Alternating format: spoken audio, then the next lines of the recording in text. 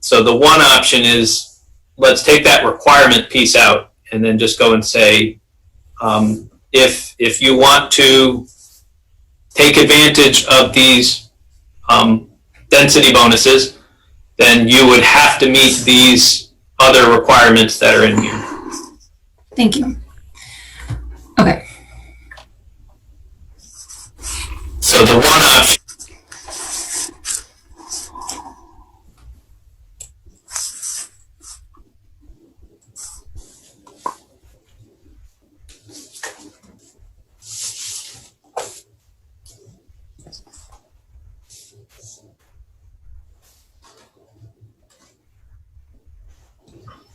Anything else? Do we need to make a call tonight? Were we gonna get, I don't know, I missed Kirby saying he didn't want the stuff written down, so what do we do? Well, it would be helpful if we could make a decision, because I still have to go through and put together a formal proposal. If we are going to warn a public hearing, then I've got to warn everybody at the state and regional planning commission and all the abutting communities. Plus, I'm going to have to send this to everybody who's in this neighborhood as well. Certainly, City Council is going to expect that we reach out to them to go and say, this is the proposal. Here's a copy of the strikeout proposal, and we'll have a really big Zoom meeting to get public comment on what they think of these changes. So it would be good if, especially if it's a fairly straightforward, let's just remove the requirement, then that becomes a fairly easy process for me to move forward on. And again, the Planning Commission can change its mind based on public input, based on just thinking about it more. But we just need something, in the same way we did Pioneer Street, we need something to go through and put in the public hearing so we can start the ball rolling. And then from that point, we'll make decisions and move it up to City Council, or it dies in the public hearing. But that's a little bit of where we're at.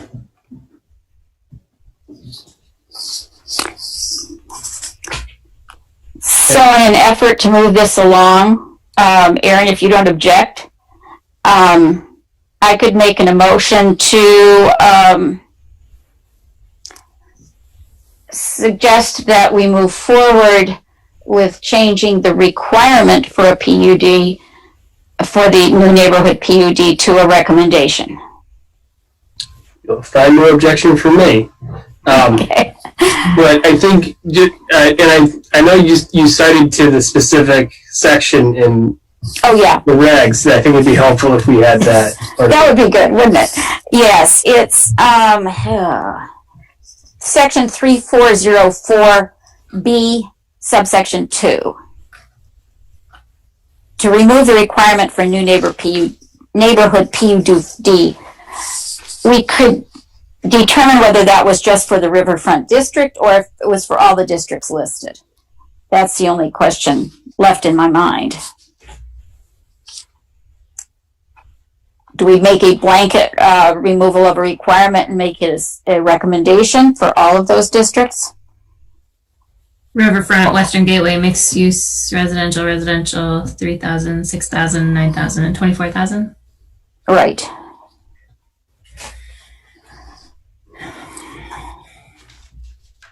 I mean, maybe at this point, in order to keep this as narrow as possible, and given the obvious constraints of the riverfront district, that we make this for riverfront only.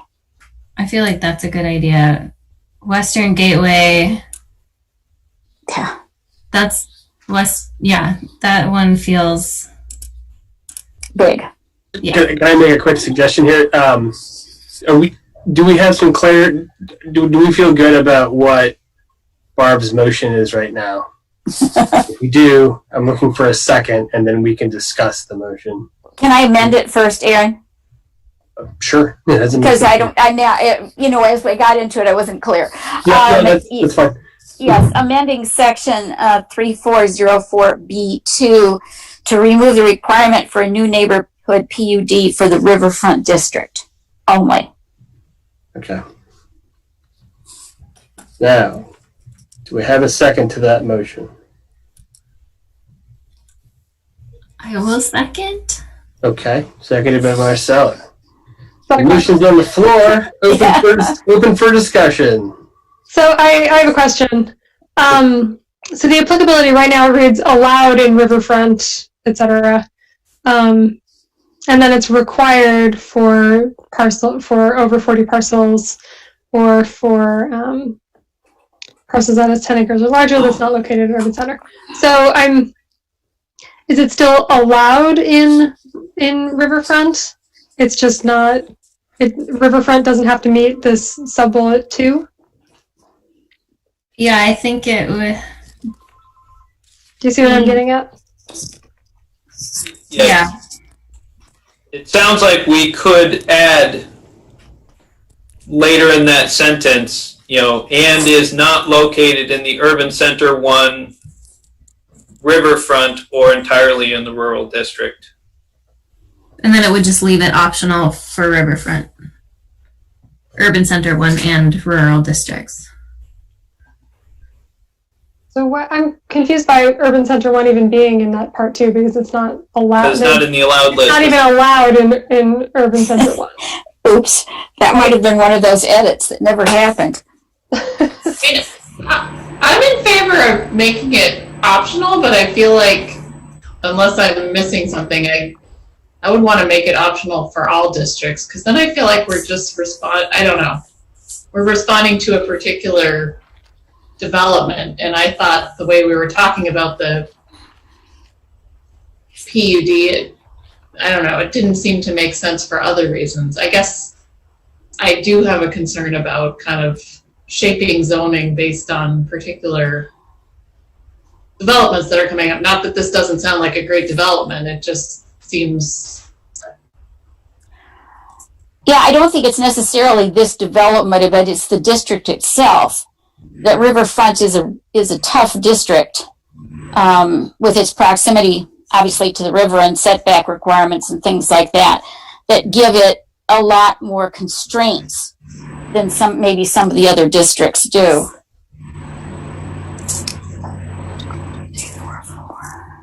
Yeah, and the other way of getting at that would be to go through and take each of the requirements and say, well, unless the topography doesn't allow you to do that, or... Yeah, and I'd even argue about that one, so, yeah. I mean, I agree, Ariane, I don't like the idea of making a change just for one project. Right, I think the concern though is that part of the reason this is a problem is because City Council changed Sabins Pasture to rural. So that's part of the reason that this is even an issue based on the open space requirements for the PUD, so you can't have both of those things within this parcel. It doesn't, I mean, you could, I think it would be hard to meet these requirements within those constraints. But I keep getting, that just keeps popping up in my head, excuse me, because it's that makes it so challenging for this to work specifically within this riverfront district, but it's only relevant to this parcel. Is it only relevant to this parcel? Mike, can you think of any other parcels in the riverfront district that this would impact? Because of how number 2 is worded, there are other projects that could get caught up in it. It is looking at either 40 parcels or dwelling units, which I think I pointed out the dwelling units is a problem as well, because somebody could take one of the granite sheds or another parcel that's at least 2 acres in size. Or I guess it's got to be 10 acres in size. So, yeah, is there... Yeah, I don't know if there is another parcel. There might be. I'd have to look to see, but... Is there even another parcel that's 10 acres in size? Yes, you're gonna have. It wouldn't necessarily be in in riverfront, but you No, can but have yeah. a couple of the rural parcels, what's called Stonewall Meadows, which is off of up behind Berlin Street. There's Yeah, I guess the Crestview meant property. anything else in the riverfront that, you know, might be 10 acres or more. Because the ones you mentioned, I think, could benefit from this. But they're not in the riverfront district. So it sounds like it comes down to this parcel is the only 10 acre or larger parcel in the riverfront district that this could even pertain to. Is that right?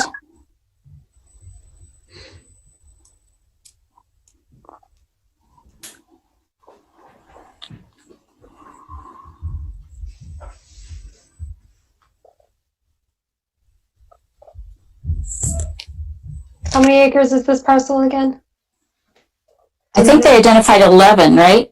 It's 11. 11 I mean, acres just for. looking at the map, it looks much larger than everything else in Riverfront, but Yeah, that's an eyeball. it is the biggest. It is the biggest in riverfront.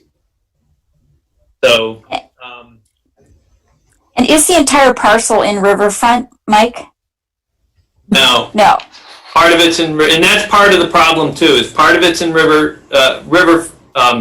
riverfront, and part of it is in rural. 15 acres of it is in the lower, the higher density riverfront, and then the other 85 are in rural, which becomes an issue which we haven't talked as much about, but it is also the issue is that the other part, which is not being proposed for development at this time, has a required conservation subdivision that has to be up top. And that has become a challenge because there's no real discussion of how these two PUDs are going to actually interact with each other. So staff recommendation has been to strike the requirement in both of those and make them both optional. But the parcel that's associated with this particular project is how many acres? 100. Oh, it's 100 acres. Okay, I misheard last time. Yeah, it's But 100. the riverfront piece is only a small portion of that. 100 acres is all of Sabins pasture, right? Yes. No, not all of Sabins pasture, but all of this part. Right? It's not the entire pasture property, excuse The me. entire parcel is approximately, I mean, we're talking ballpark numbers, around 100 acres is the entire property. 15 acres is in the lower portion, which is riverfront. 85 are in the rural district, which includes the, you know, the top of the pasture, and you know, where the slate quarry was, and out towards all the forested area on its way out towards the golf course. So they're not proposing to separate this parcel from the rural parcel up above. There will be a subdivision at some point. I would assume there's going to be a subdivision because there's going to be, you know, 8 to 10 buildings there. I would assume they're going to subdivide and put those buildings onto separate parcels, but I guess they could make it a large condominium project, but there'll probably be some subdivisions in there.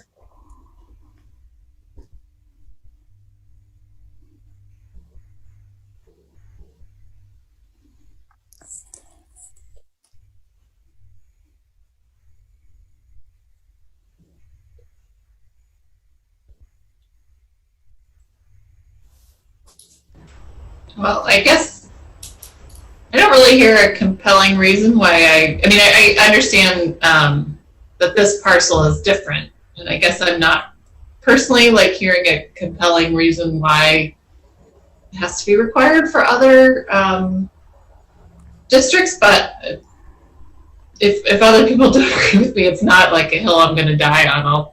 I'll vote for changing it just for the riverfront.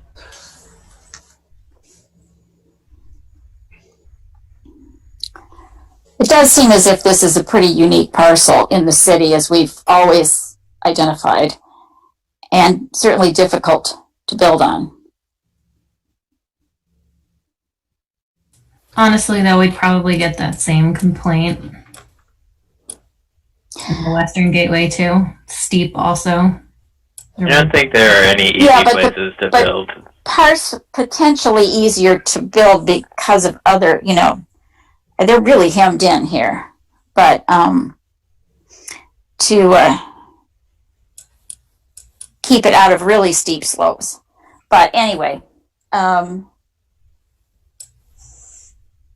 mean, I guess I just go back to the original intent of the PUD in the first place, was to try and direct the development in larger parcels that still remain in the city to towards creating new neighborhoods. And this one is certainly difficult, and it wasn't originally our intention to treat it this way, but it changes that happened as a result of the public process ended up putting it into riverfront. So I'm not, I guess I'm hesitant to make it apply to all of the other ones without looking at each one of them individually, at each one of those particular districts, and determining whether or not we thought it was a good option. So in terms of narrowing this down and keeping it as minimal as possible, I guess that's why I'm proposing just doing it in the riverfront district.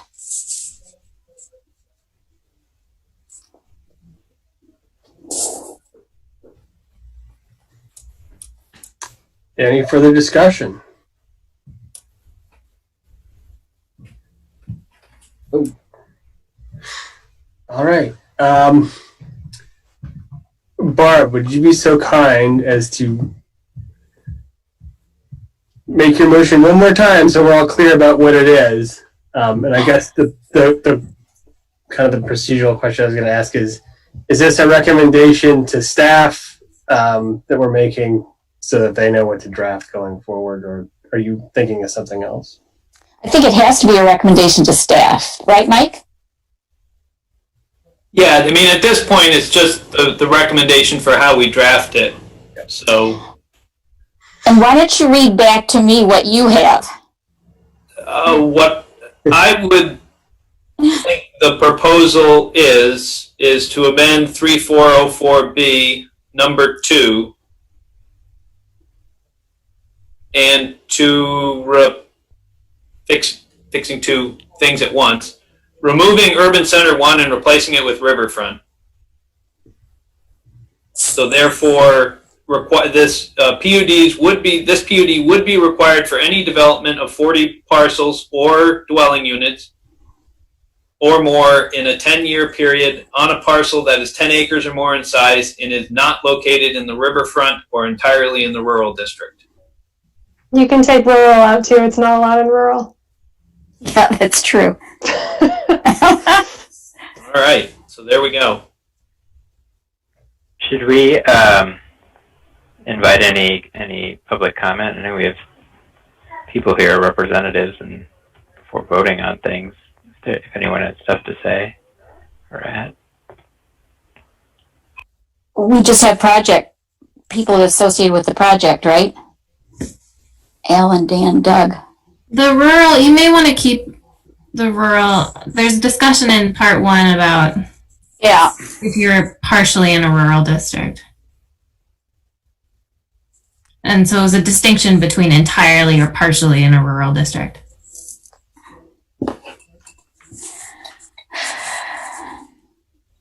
Sorry, that bulldozed whatever you guys were just talking about. I was confused. But yeah, number 2 makes it required for any parcel entirely in the rural district. And the conservation subdivision 1 later on is also required in the rural district. So we would actually have 2 of them required. But that wouldn't pertain It doesn't projects pertain to that are this located, yeah, to projects that are located in both districts. All right, so what you're saying, Mike, trying to get this clear, Aaron, is that B2 should read, for any parcel that is 10 acres or larger and is not located in the riverfront or entirely in the rural district. Is that correct? Yeah, although now I'm looking back at part one and I'm still confused what is or isn't allowed in rural, because it's not listed as allowed in the first sentence. And then it says if the proposed new development includes land in the rural district. So does that mean it has to be partially within one of those other districts but include land in the rural district? In which case it would never be entirely in the rural district? That's all very confusing. Oh, that's true. How many times can we conflict with our own? A little bit of that. Mike, why was that piece, if you remember, the additional piece about the rural district included in section 1? I think it was to reflect that we did have a couple of parcels. For the most part, we tried to put parcels entirely in one zoning district. And every once in a while, we have a parcel that is just so big that it crosses into two districts. And we wanted to be able to have some discussion of that.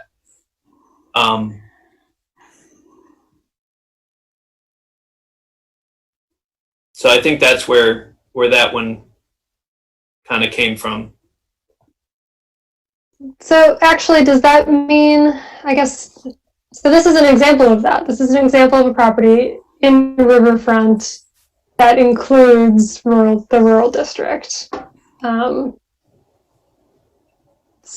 it looks like that only, sorry, I'm thinking out loud as I'm talking. I have the same question though, Stephanie. So it looks like it's only counting. Sorry, go ahead.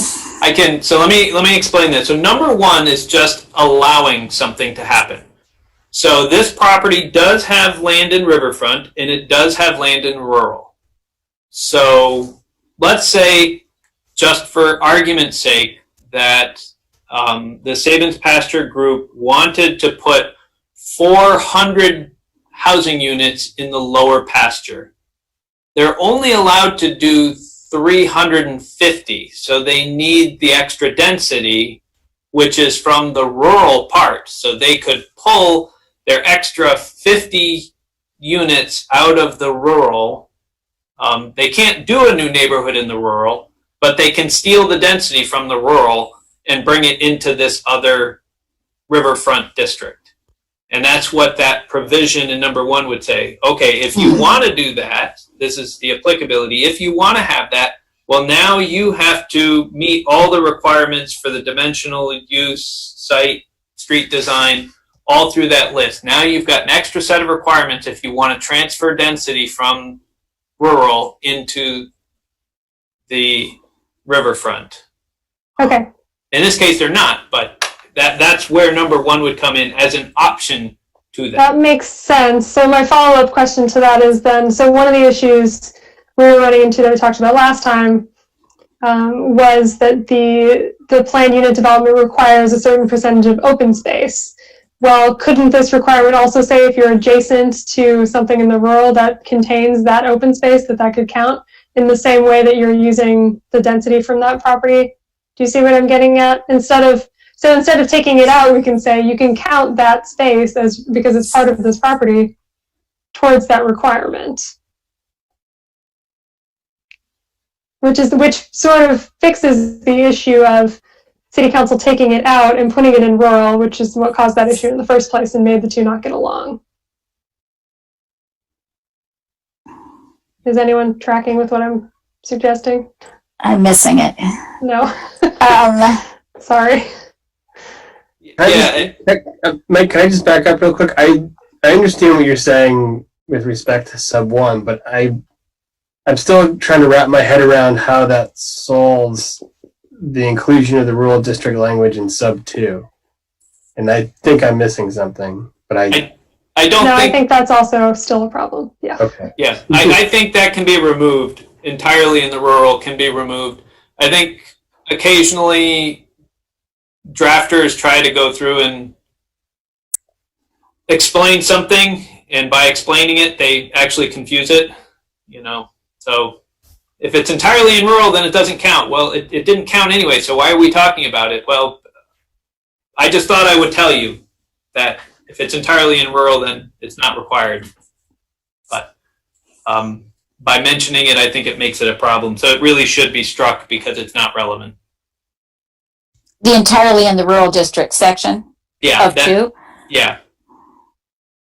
Okay, so hypothetically speaking, and I'm not trying to derail this discussion, I just want to make sure that we're moving in the right direction.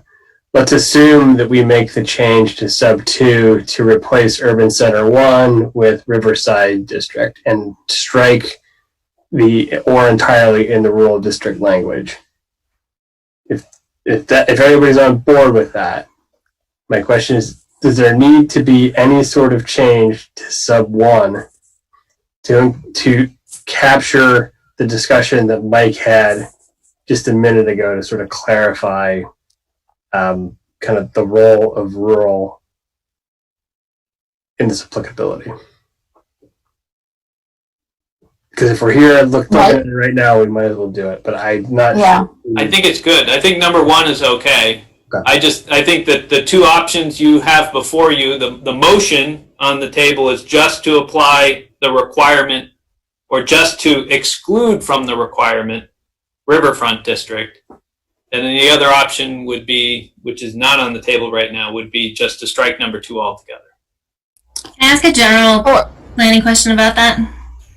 Yep. As I'm learning still, so part of me, I think my first feeling is like we should just be very narrow about this because this is a unique property and for all the reasons we've talked about. But then is that just perpetuating the same sort of problem that spot zoning perpetuates? Buy into the assumption that every property is unique, yeah. But This is the only property in Riverfront District that actually meets all of our criteria in terms of being anyway, I won't go through all the criteria, but so it does seem as if we are addressing it only to this project, but in fact, this is the only project that qualifies. So if we leave it as a requirement, then this is the only project potentially in Riverfront that it would affect. Correct, Mike? Yes. So it's spot zoning in and of its, in the other direction. It's a spot zoning requirement as opposed to I'm glad you brought this up though, Marcel. I think, there's a lot to look at here. Well, in that case, though, sorry. Oh, I was just kidding. I'm not the attorney, but I probably wouldn't have considered it spot zoning, but go ahead. Well, if that's truly the case, if this is the only property in Riverfront that this is applicable to, then I think it would be easier just to remove Riverfront from number 1. I think, so there's nothing over 10 acres other than this. Is there any opportunity within Riverfront for 40 dwelling units that's not this property? Yeah. But okay, so then it's not just applicable to this. No, but this is the only one that's 10 acres or larger. Right, but it's it's either 40 units or 10 acres or larger. So there could still be properties that in Riverfront where this is.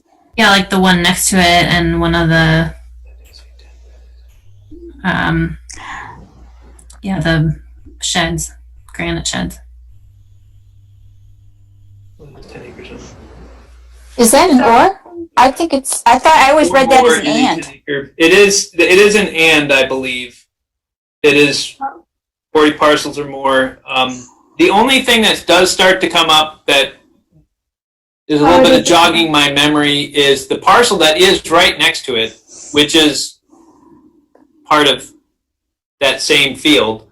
It's the land that used to be owned by VCFA, is larger than 10 acres, but the portion that is in Riverfront is not 10 acres.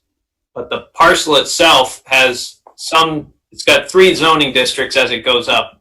The lower portion is in, how many parcels? Riverfront. Is in Riverfront. And if they were to locate more than 40 units, they would be put into the, they would also be put into this.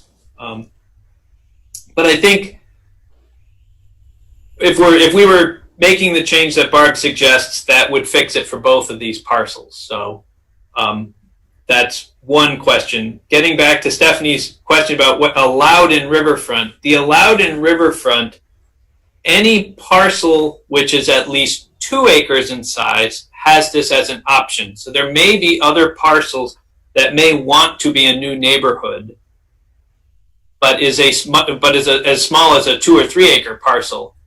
And if they want to get the density bonuses, then they would have to meet those requirements down below. And some of them may not be applicable because a 3 acre parcel may not be building any roads, but they may trigger getting into it for other reasons, but they'll have to meet these higher site design requirements.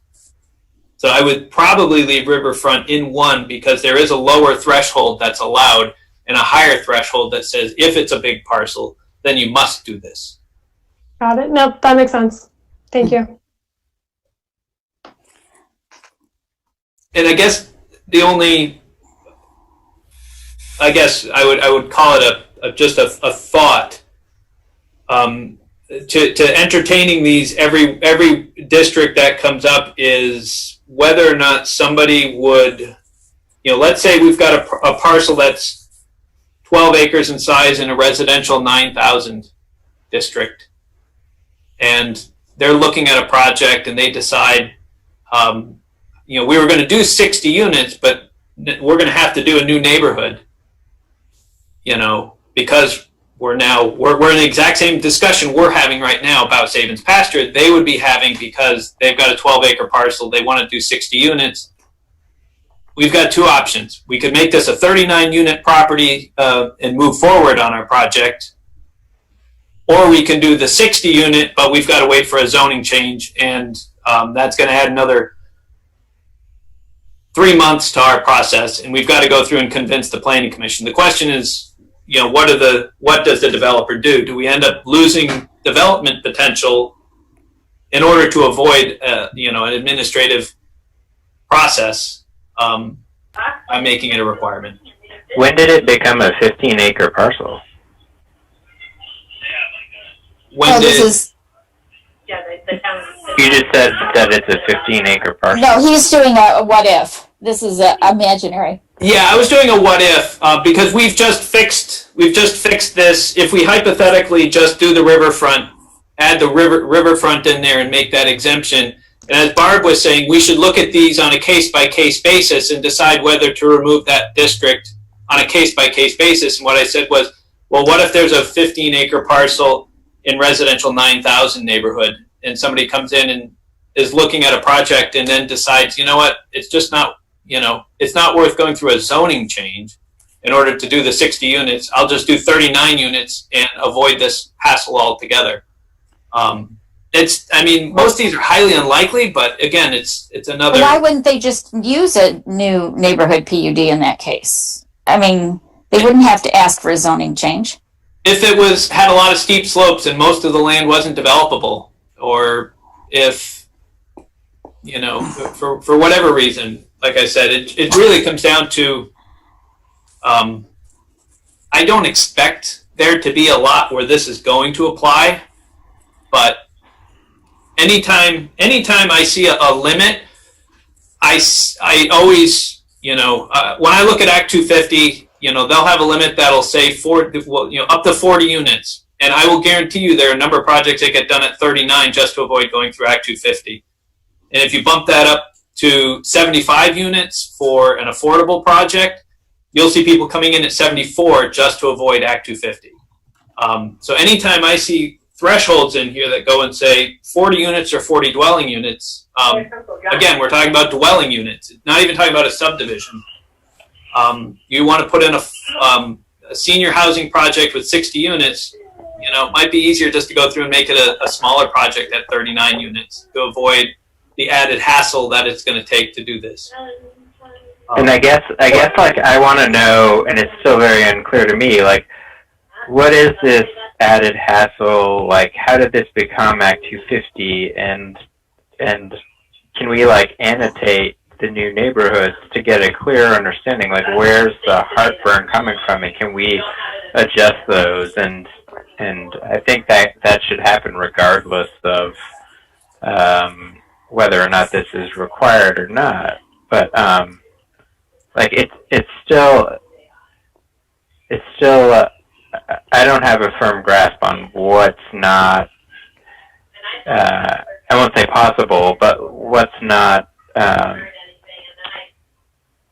you know, what would this project not want to make? Is it, you know, half of these, all of them, some of them? So at the There was last a whole meeting we went list. through, there was a list, and I thought at one point we'd asked to see that list, and that would still be Yeah. helpful if we can see what the Yeah. list is for this project, of exactly what those pieces are Yeah, for that larger But decision. I think that's really ultimate- important. Yeah, that might be a lot of work for them to do. I mean, if it was all They already described had at the list, last I meeting, thought. I can go. Yeah. I can go review it. In the documents that we have in the minutes, there's really nothing there. No, you have to watch the video, and Alan Goldman and maybe Doug as well went through it piece by piece. But rather than getting into the guts of that particular PUD, at least in this case, it seems as if we could table that for a later discussion, John, and just handle this one now by determining that because of the way that the zoning is written right now, this could pertain to this particular project only in the Riverfront District. And so perhaps what we should do instead is to exclude it, to modify it in such a way that to remove the requirement for no neighborhood PUDs for Riverfront, but still allow it, because there are other properties that might want it. So if you want me to give you one example, John, just real quick. So point E, number 2, so that's talking about uses, says the development shall include a mix of housing types, including both single unit and multi-unit structures, and no more than 75% of the dwelling units may be of the same type. So in this example for Sabin's Pasture, that would mean they would have to be making 25% of, at least 25% of the units would have to be single family units. And that just wasn't going to be, you know, logically making a lot of sense for the project that they were proposing.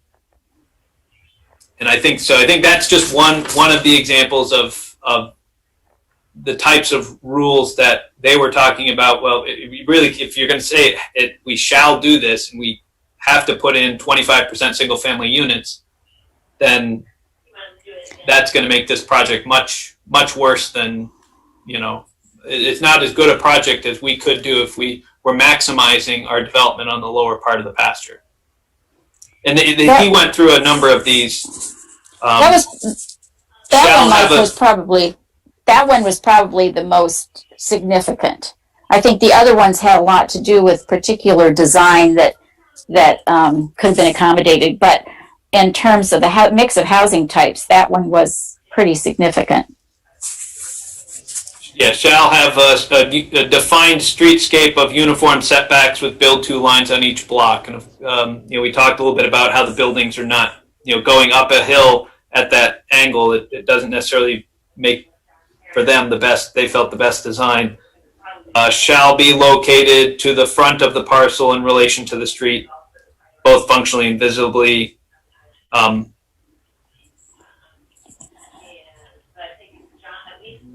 Yeah, so they just had a bunch of them that were kind of in there. Sidewalks on, they felt sidewalks would be required on both sides of the street, and they wanted just sidewalks on one side of the street. A couple of those types of requirements.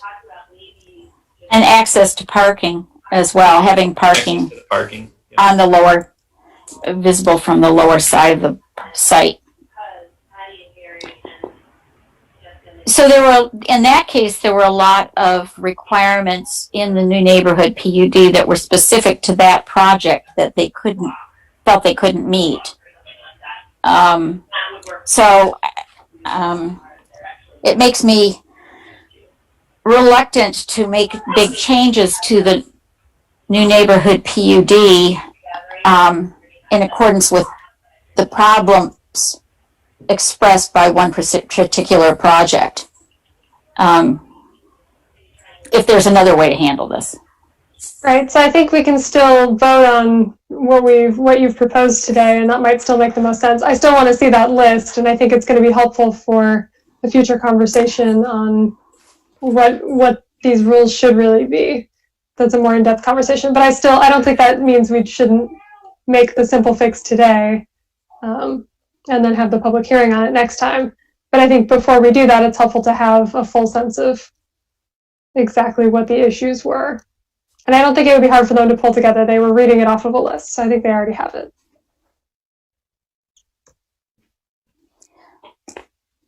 So I'm confused, Stephanie. Are you saying that you think we should go ahead and vote to exclude riverfront from the requirement? Yes, although that vote means we have another meeting to talk about this. It's a public hearing. Right. I think I'm comfortable voting on that today. Yes, Oh, but I still think it's worth going back and taking a more detailed look at these regulations, and especially with the line of thinking that Mike was taking, which is sort of a disincentive for density when this is really supposed to be the opposite of that to some degree. And I think it's I wasn't around when these were drafted, but I think it's worth having that larger conversation. But if we go ahead and propose that the riverfront district be removed from the requirement, then this particular development team has no reason to propose the list of changes. Well, I think they already have the list. They already have it, right? I don't think it's a lift. I think they already have it. Yeah, but that list is specific to their particular design. And I understand that. Yeah, but I think that list tells us what some of the issues are with it.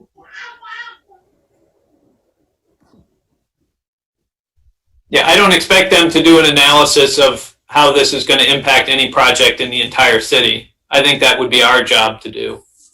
If they have a list of how this impacts their project, then that would be helpful for us to have as just information going forward. But just a list without any suggestion of modified language, right? We don't want to we don't want to pay the attorneys that much money. No, I'm not looking for anything new. I'm looking for what they already have, because what they were telling us at the last meeting.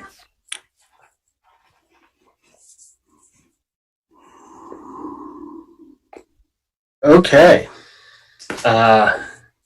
It sounds like we may be at a point where we could vote on the motion. Going once, going twice. If anybody has anything else they want to say. Can we just make sure that Mike rereads the motion now so that we're clear? Absolutely. That sounds Thanks. So my proposal is just to take 3404B2 and replace Urban Center 1 with Riverfront and strike or entirely in the rural district. So number 2 would read, required for any development of either 40 parcels or dwelling units or more in a 10-year period on a parcel that is 10 acres or larger and that is not located in the Riverfront district. Good by me. Marcella? Yeah. okay. Unless there is any other discussion. All those Is in there what's that? any comments from the project team since they're here? Yes, that's it. Yeah. Dan? No, there's no comment. You can go ahead and vote. Okay. Thank you. All those in favor of making the recommendation as stated by Mike, please say aye. Aye. Aye. Any opposed? Any abstentions? It's approved unanimously.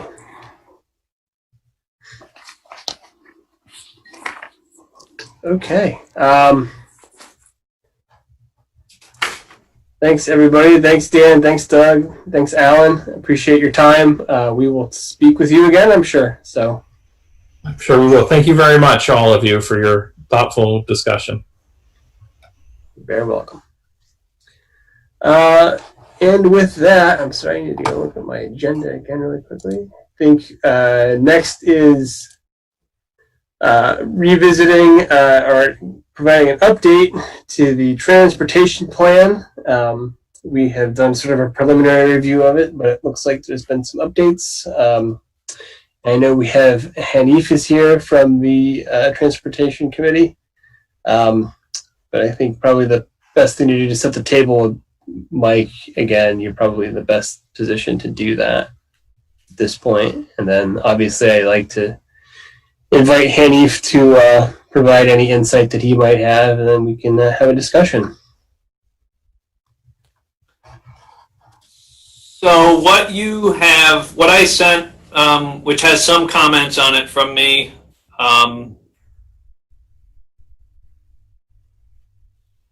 was what the Transportation Committee had approved.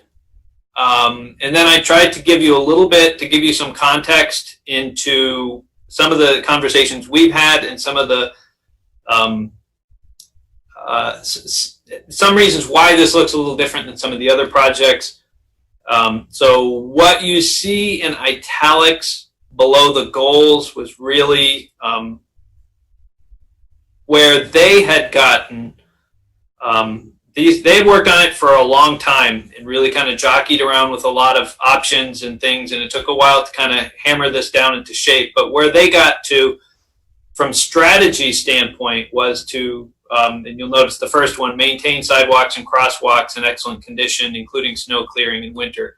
So that was their, basically their strategy, but it didn't fit our model of what a strategy was. So I went through and added strategies to kind of flesh that out, and then they approved those afterwards. So this kind of helps, hopefully, to give you a little bit of a sense of why things look a little different. I wanted to leave them in so you guys had the context of what they were trying to do. Whether we keep it or not is going to be up to you, but that's really a little bit of the thought. Again, this was they took a much, not much different, slightly different approach to how they did things. Some of the, we've generally been pretty clear about, maintain, evolve, transform, or continue, amend, new. We really kind of were very plain and kind of hit those words exactly. They tended to go a little bit more implied, rather than being explicit about their goals. Try to think of some of the examples that they had in here. Public transit will be more convenient and available, as opposed to a lot of times we were talking about, improve the convenience and availability of public transit. So they tended to just kind of word things a little bit different, but I think it's all there, and I think that was good.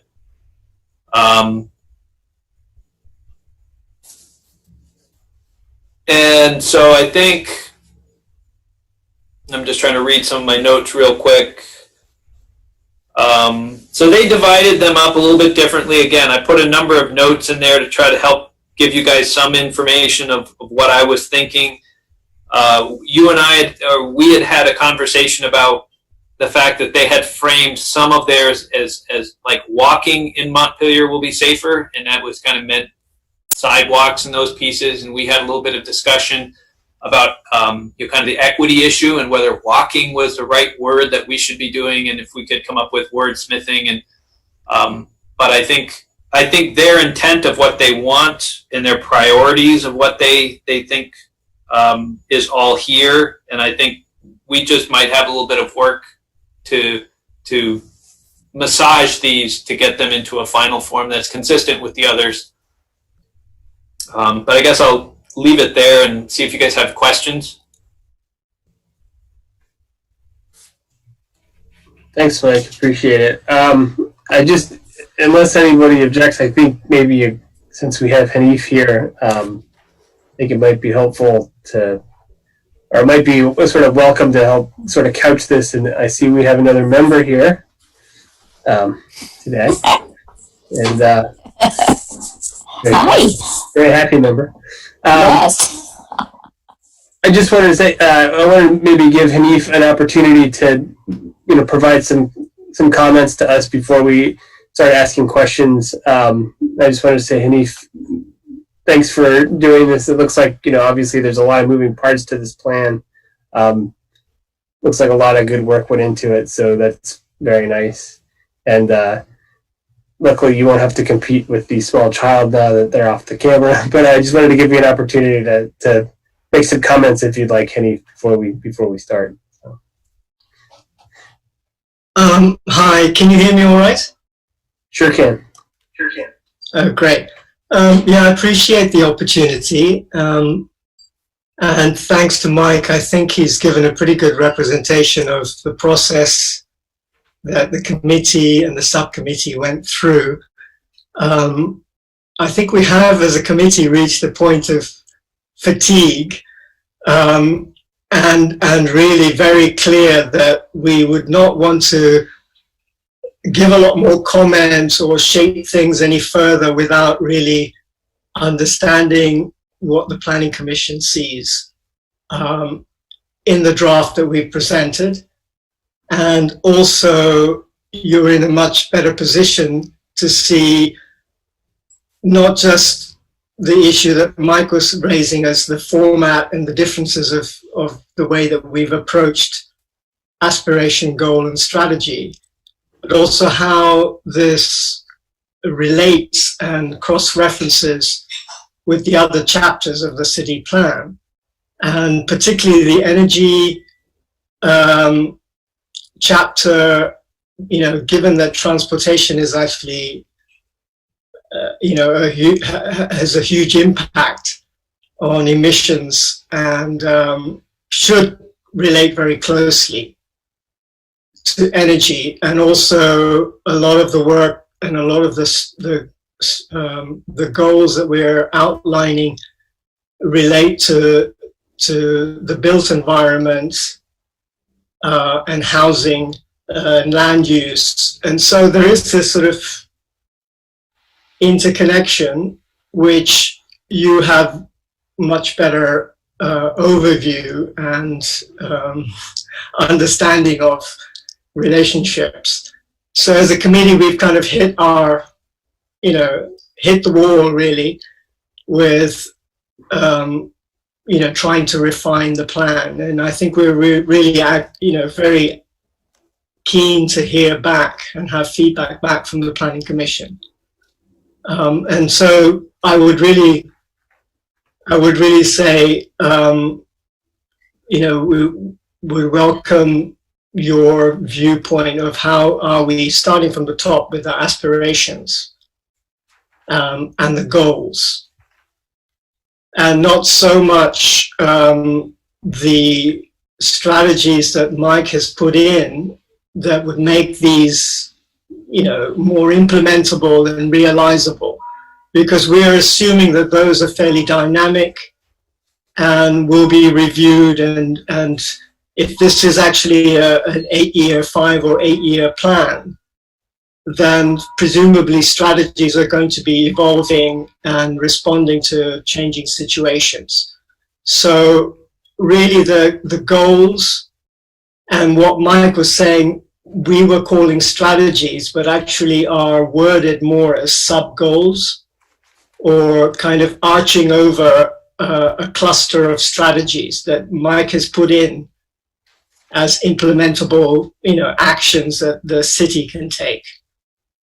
So we've kind of stopped at those sub goals that are arching over the strategies, and we then proceeded to look at prioritization. And again, I think we would like, as a committee, to go back before a process of public engagement to really be or have more inputs on the prioritization.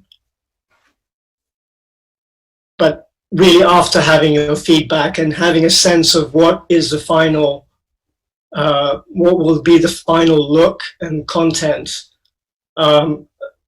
coming back from the Planning Commission when you've actually had your discussions and put things together. But I hope we will have the opportunity to indicate some more priority. I think Mike has already put in, initially as a preliminary, some of the priorities that we came up with in a very quick and dirty sort of vote, voting sort of process.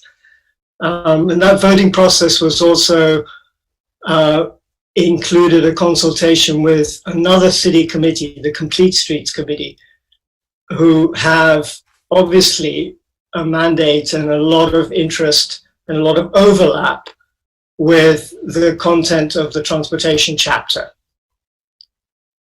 So there has been some liaison and some consultations, which I think as a planning commission you should be aware of, and very limited engagement of Complete Streets Committee with the voting process.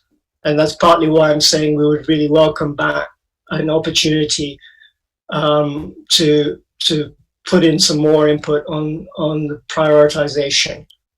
And I think that the prioritization as sort of highlighted, Mike has put in, under the strategies, is actually more, from my understanding of the process and my reflections on the process, the prioritization has been actually much more effectively done at the level of our sub goals, what he called our attempts at strategies. So that's really where, particularly with Complete Streets, where the voting on priorities was done. And I think my own opinion, so I'm just speaking individually, is that putting priorities on, we have 100 or more strategies there, is not really very, very effectual. And that really the goals or the sub-goals prioritization is a much better place. If you are, as a planning commission, interested to know from the committees and from the public engagement, what are the perceived priorities? I think it's more at a higher level than the individual strategies, the implementable strategies. That was a very long, taking opportunity, that was a very long answer. I'll stop there, but I'm happy to expand or clarify. No, that's very helpful. I appreciate, you giving us insight into how the committee, arrived at what we have in front of us. And again, I want to thank you and the other committee members for doing what has clearly been a heavy lift. And I can only say that I think most of our commissioners can appreciate the fatigue that can set in with something like this. So again, thank you very much. And I think to your point about providing additional input and prioritization going forward, I think the discussions that we've had here at the commission, we all envision there being multiple points of further input, and we're going to welcome that going forward. We will certainly work with your committee and all the other committees to help sort of shape this, refine this, synthesize these different chapters in a way where we can come up with a truly comprehensive document that speaks to the sort of interdependent nature of a lot of these subsections. So again, thank you very much. And with that, I guess I would just sort of open it up to the group for any observations, questions. And I think if we have Henny here and he can answer any of the questions we have, I think that'd be helpful. So I'll just sort of turn it over to the group. I'm just going through the document right now and sort of taking it all in. So kind of open the floor. Go ahead, Barb. Yeah, thanks for doing that, Hanif. I think that really helped us get a better sense of the overall approach on this. And it does seem that there are some that are, some of your aspirations or your sub goals even are similar. So perhaps it won't end up being quite as many strategies as you indicated. But one of the questions that came up for me as I went through this is, if you had to put it into one or two sentences, what would you say was the overall intention? What does your group want to accomplish as a result of putting together this plan?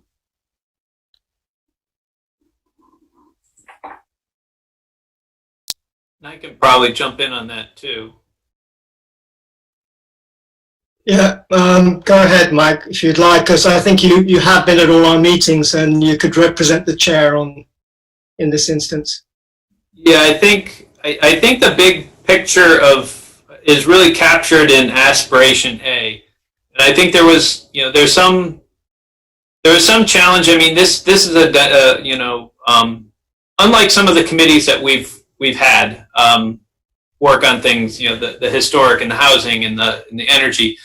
I think the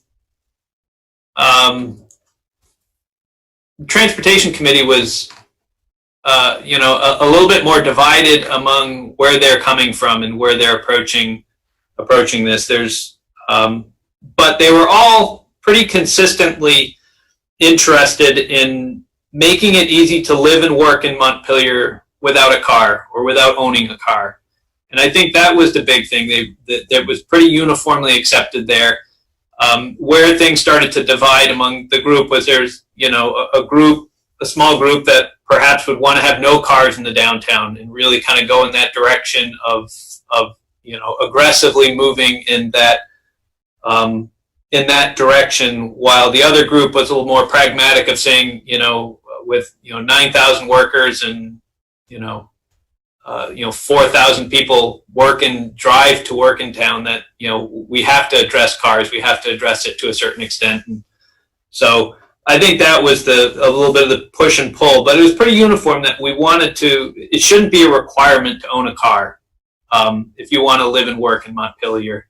That doesn't mean you have to not have a car, but at the same time, it shouldn't be a requirement. You should be able to find places to live where you can access public transportation, access shared mobility, microtransit, other places that would go and say, look, I can live here and not own a car, and I can get everything that I need. And I think that was their overall vision, was to meet that objective and to kind of build around that model. And that's where I would probably say was the biggest piece. Can I add to that? Yep. Or maybe qualify. I'm not sure if I entirely agree with Mike when he says there was a polarization. And there was that view of not having cars in Montpelier. I think everybody's been pretty pragmatic, and I think the difference is that it comes from around the level of investment in transportation infrastructure. And we've had, I think, 100 years of heavy investment in highways and really accommodating the car, including right downtown. So I think it's the committee's, I think Mike is very right that the committee overall, the balance of the members' feelings is it's time to rebalance. And it's really, I think that is the term. that's a fairest term to describe it. It's time to rebalance, and particularly to think about the CIP, the capital improvement plans, and recognize that very small, in terms of per capita spending, very small amounts being shifted to pedestrian and bike infrastructure can make a huge impact. And I would put forward, from the many meetings that we've had, that safety, the goal that keeps coming up and the word that keeps coming up, it's safety, is really key. I think the issue is that walkers, don't have sidewalks that are safe, particularly in the winter, that bikes, are really, bikers are really not using the roads because they don't feel safe. Children are not going to school on bikes or parents are not feeling good about that because we don't have the appropriate infrastructure. And, it's a recognition that we are progressive in a lot of ways here in Montpelier, but we are behind in those terms with that infrastructure. And I think the COVID-19 and these past 6 to 8 months have actually reinforced that. As people are having to be out more, they've become much more aware of the environment. And so I would like to put that forward. Slightly different, slightly different perspective than Mike. I think Mike has actually, put it very concisely, and I'm just trying to give you a bit more textured viewpoint. I don't know whether I can share. I don't know how to share a screen here. Should be on the bottom with the green. Share content. Is that working? Yes. So, in our prioritization process, you can look at, in terms of the numbers of votes, you can rank things, by goals. So I don't know if you can see the column A, the goal A2 had the most votes. So that's biking in Montpelier will be safer and easier. So at the level of goals, that was the top. Then the next one is walking in Montpelier will be safer, easier, and more attractive. Then the third one is Montpelier's transportation system will contribute to a vital and lively community. Next is the system will support efficient movement of people and goods in a sustainable manner. And then moving around Montpelier will be safe for people using any mode of transportation. So I think that gives you a little bit more textured, sense of where the committee is at. Now, whether this actually reflects the perspective and the consensus in the public here in Montpelier or not, we have yet to see. But I think that's a pretty clear message about that I'm trying to get across, which is it's about getting around, not necessarily with a car. Mike, thank you, you put that very clearly. But that's the essence of it. It's being able to get around, and it's being able to get around if you live here in Montpelier, but also the people that come to work here and play here, our visitors and our leaf peepers or whoever who come into town should have some options. And they should have places to either satellite park and have shuttles or some other means, bike paths, shared use paths, perhaps shared mobility and so on. So that's a sort of holistic view that I would like to try to convey, that the aspirations, that underpin the aspirations that you see, the aspirations A, B, and C. I'll stop there. How do I get back to? Would you be willing to share that document with us? Because actually, my question to you, and you just answered it, was I was curious to see sort of we can assign different priority levels within the document to the strategies that are outlined. But I was curious if there were certain areas in here that really got a lot of traction with the Transportation Committee, and this document really spells out what those priorities are.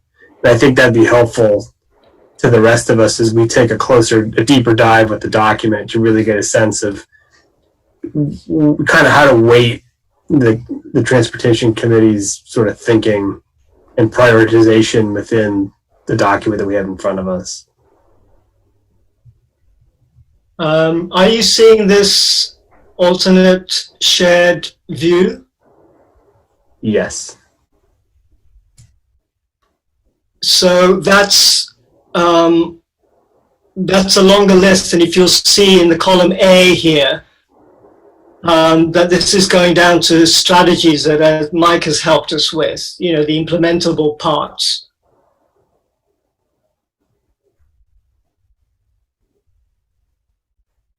So there are several ways of presenting, presenting information to you in this sort of prioritized format, but also in this kind of slightly more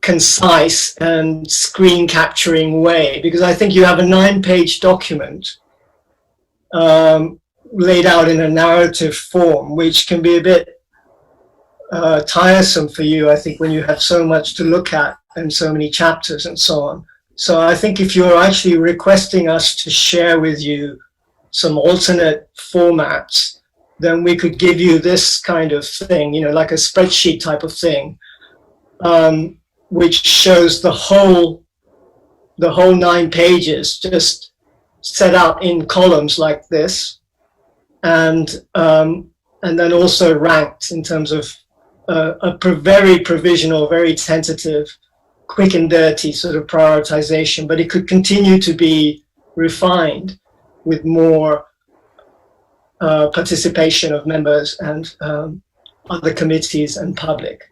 So that would be my proposal. If you are requesting for that, then we would present you something in this more friendly, user-friendly format.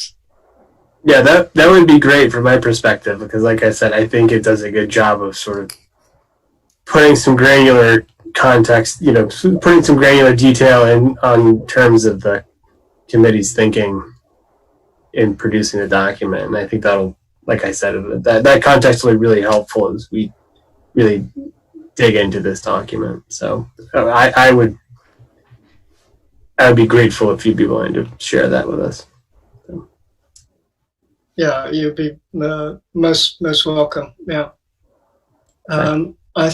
I think the other, if I can make another comment, I'm just very interested in the Planning Commission and the new processes for the city plan, which actually Mike has given us a lot of his time to get us deeper in to the process and understanding more that this is actually a slightly new process. And I'm coming from a kind of sustainable development background outside of Vermont and in like low resource countries, and doing a lot of work in the health sector with planning. And I have some reflections on this process, which I've mentioned to Mike, and that is, whereas the city plan could be seen as something as just, what are we going to do as a city? And that is sort of the shape I'm still seeing even in this new format. The background that I have would say that it should really be a much more comprehensive and more collaborative type of plan. So Mike will often say to us, but that's not the city's responsibility. So let's have a strategy that the city can actually implement. But I'm very resistant to that, because my own experience has been cities will really thrive when they're co-creating and working with partners and collaborators, be they private sector or NGOs or community-based initiatives. So I'm really aspiring to see a plan that actually has a whole bunch of strategies that the city might not be leading, but would actually endorse. So rather than saying this is not really something we can do, and given budget deficits and an increasingly kind of, difficult fiscal environment, surely this is the time to open up and say, we have these goals, and what we're looking for is people to come in and lead or mobilize resources or whatever in order to reach those goals, and for the city to back off and not feel like it has to do everything that's in the city plan. Because as soon as you've endorsed as a planning commission and as a council, city council, as soon as you've endorsed the city plan, it really empowers a lot of your partners here, very keen and active, highly motivated partners, to come in, to actually come in and feel like this is a plan we can contribute to, and we can, this is something we can actually do. And I know from my own background that as soon as you have a holistic plan like that, you can go to whichever funder and say, this is in the city plan and we are able to do this. Can you throw in some resources for us to do this? So that's my very personal angle. It's not the transportation committee. It's a very personal angle, but I'm just taking advantage of this opportunity and my involvement in the planning process to put that to you as a planning commission.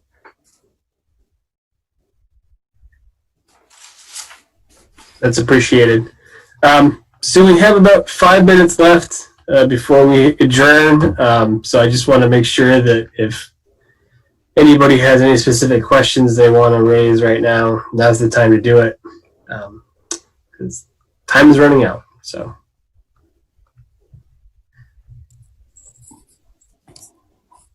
As we go through this process, Aaron, we'll be able to address further questions to the Transportation Committee, right? So even if we don't have specific questions now, we may be developing them as we go through this more line by line. Certainly, yeah. I mean, I think that's the, one of the advantages of having the working group is to really do that deep dive, sort of gather some more pointed questions to make sure that we're understanding, their priorities and figuring out ways to synthesize those with the other things that we're doing with the city plan. So, yeah. So I think having Hanif here and also the further information that he has will certainly help us in the task force, subcommittee, whatever we're calling it. yeah.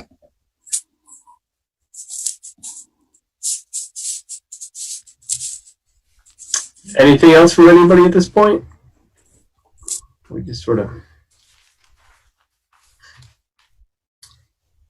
Okay, well, I think this is a good introduction to the transportation subsection, and I'm sure, Hanif, like you heard, we have a subcommittee that's sort of a working group that is dedicated to looking at this specifically, and we're going to obviously be taking a close look at it, developing probably some follow-up questions. So the process is ongoing. And with that, unless there's anything else anybody would like to discuss, do we have a motion to adjourn? So moved. Second. Motion by Barb, seconded by Stephanie. All those in favor? Thank you, Hanif. Sorry. No. Aye. Aye. Aye. That was my fault. I cut off the process. I'm sorry. I don't think we have any dissenters anyway, Aaron. Well, you got we just got to dot the I's and cross the T's. So, All those in favor of adjournment? Aye. Aye. Any opposed? Any abstentions? We are adjourned. Thank you, everybody. Thank you. Thank you. Yeah. Mike, you have what you need from us to move forward on the Sabins Master thing?